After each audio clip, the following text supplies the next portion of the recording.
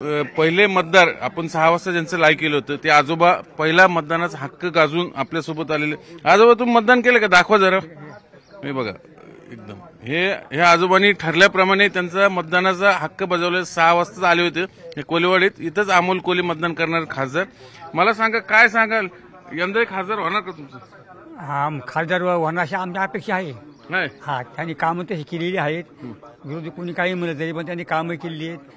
ते प्रत्येक क्षेत्रामध्ये पुढे आहेत, कलाकार आहेत आणि लोक तोच आक्षेप घेतात ना, कलाकार आहेत खासदार नाही। आहे कलाकार, पण ते चांगलं काम केलं ना त्यांनी। तुमचं किती मतदान असेल?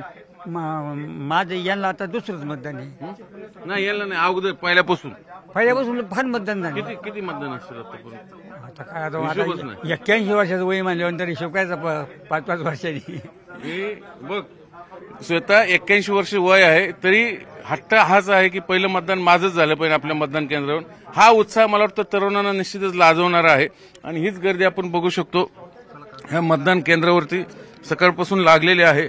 आपण सकाळी दाखवलं इथं अशा पद्धतीने ही सगळी लाईन लागलेली आणि सगळ्यांना मतदान करायचं इथं, सगळ्यांची घाई आहे आणि ही सगळी गर्दी आपण बघू शकतो इथं सकाळपासून लागलेली। आणि इथंच अमोल कोलेंचं मतदान होईल आणि त्यांचं भविष्य बंदिस्त होईल, कारण सगळ्यांना आग्रह हाच आहे की मतदान करायचंय।